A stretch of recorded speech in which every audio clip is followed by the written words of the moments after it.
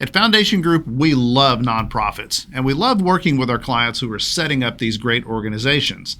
And as you can imagine, we talk with thousands of people each year about their ideas for a nonprofit. Now, a lot of those ideas are great. Others, well, not so much.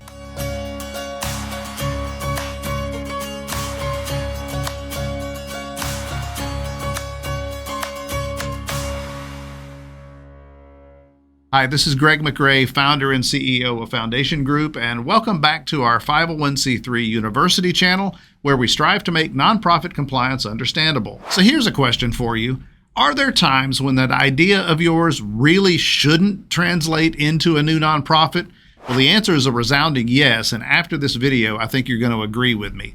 Here are the 5 worst reasons to start a nonprofit. Number 5, your only customers will be other nonprofits. Now, we get this one more often than you might imagine, and here's how it goes. John reaches out with an idea for a new nonprofit. Our sales team engages with John, and we discover that his idea really sounds more like a business.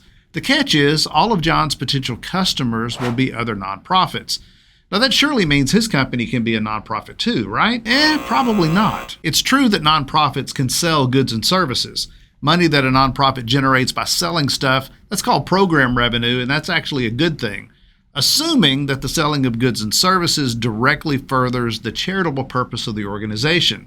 And you might be surprised to learn that the makeup of the clientele really doesn't have much impact. For example, if a private school charges tuition to parents, that revenue is definitely the selling of a service. It's certainly not a donation, but it's considered non-taxable program revenue because the tuition charged directly furthers the educational mission of the school.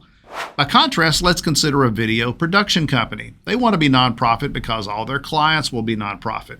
Now, you could make the argument that by helping nonprofits fulfill their mission, your organization is accomplishing a charitable purpose. And that's true to a point, but it's not your company's charitable mission that's being advanced. It's the customers, and that's indirect, not direct, so it doesn't work. Now, variation we often hear is a commercially equivalent activity that's going to sell at below market rates. Again, on the surface, that sounds great, but it's still a commercial activity, and the IRS isn't likely going to go for it. The fact is, the IRS says that they will only consider something like this if the thing being sold is priced at 85% below cost or less, not below fair market value. So this one's a no-go. Number 4, this is a great career move for you. This is the second career syndrome. These conversations usually involve a potential client who's retired, or maybe they got downsized.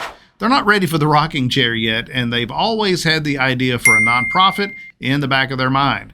Sounds like a great sunset career. And hey, maybe it is. We've worked with literally thousands of second career founders over the years, so it's not a bad thing in and of itself. But I do recommend considering a couple of really important things. First, starting a nonprofit is not like taking up pickleball. This is not a hobby.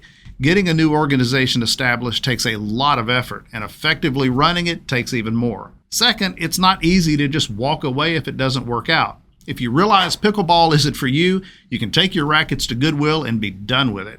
If your nonprofit doesn't pan out, there's a lot of work involved in winding down operations. Now, if starting a nonprofit is the perfect second career for you, by all means give us a call. We'd love to help. Just take some time to consider what's involved. Number 3, a nonprofit could help my company reach deserving people. If I had $1 for every time I've heard this one. This one is subtle. On the surface, it sounds charitable, but it really isn't. The pitch goes something like this. My name is Dr. Jane Jordan. I run a dental practice just outside of St. Louis. Most of my patients are middle to upper income families, and our office is located in a good area, but we're only a few miles away from an underserved community. Most of the people are uninsured and have no access to good dental care. I want to start a nonprofit that will raise money to pay for their care at our practice at little to no cost to them. Now, some of you got a little misty-eyed just hearing that, didn't you? How wonderful of Dr. Jordan to consider the less fortunate among us. But here's how the IRS translates that. My name is Dr. Jane Jordan. I run a dental practice just outside of St. Louis. Most of my patients are middle to upper income families. Our practice is doing okay, but we see a great opportunity to expand our reach. We're only a few miles away from an underserved community, Most of the people are uninsured and have no access to good dental care. We want them as patients. I want to start a nonprofit that will raise money to pay for their care at our practice at little to no cost to them. That way, we can use charitable donations from the community to grow our client base and increase our income. Using a nonprofit to increase the footprint of your commercial business, that's a non-starter.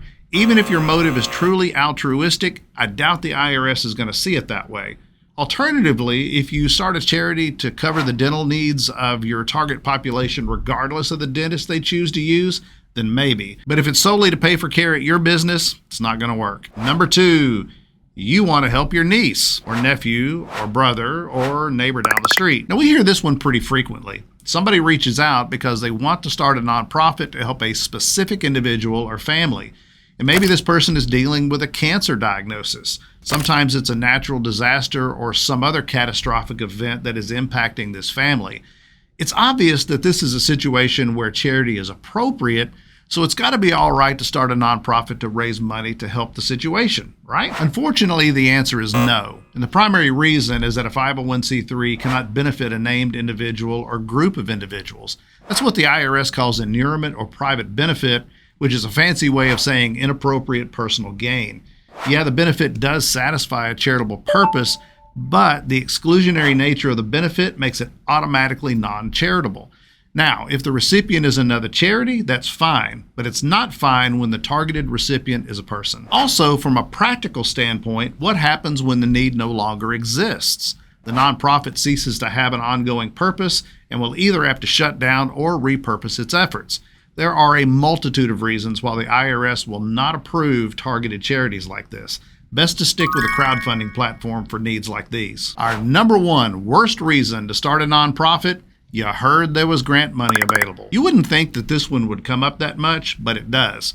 We've talked to many potential clients over the years whose primary motivation for starting a nonprofit was because they heard there's grant money available for that, whatever that may be. For starters, that's just a terrible reason to start a nonprofit. Most of the time, the wannabe founder isn't particularly passionate about the cause. They're just motivated by free money, and they're convinced it's an income opportunity for them personally if they're employed by this charity they're planning to start. I mean, here's the deal. There's no law that says you have to care about your cause, but from an operational standpoint, you still have to successfully run the charity you start in order to qualify for and maintain grant funding. Kind of like our second career example, you have to put in the work. But there's also the practical reality that these assumptions about grant funding are usually just dead wrong. Rarely is it based on research. More often than not, it's based on hearsay. Somebody told them free money was available to anyone taking on this endeavor. The truth is, grant funding is almost never available for startup charities.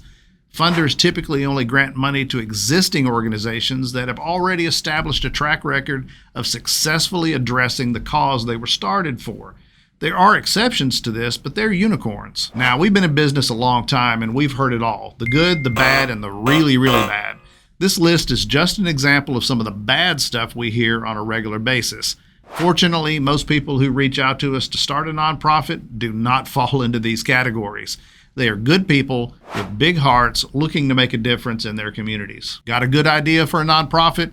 Don't let our fun today stop you. Let us know if we can help. That's it for today. Now go serve your community. Hey, do me a favor and don't navigate away just yet. We would really appreciate it if you would click the like button, as it really helps get our content recommended to more people. Subscribe if you haven't already, as we have great content coming your way on a regular basis. Finally, you can click the little bell icon to be notified of new content when we post it. To learn more about Foundation Group, you can always visit us on the web at www.501c3.org. Thanks, and we'll see you next time.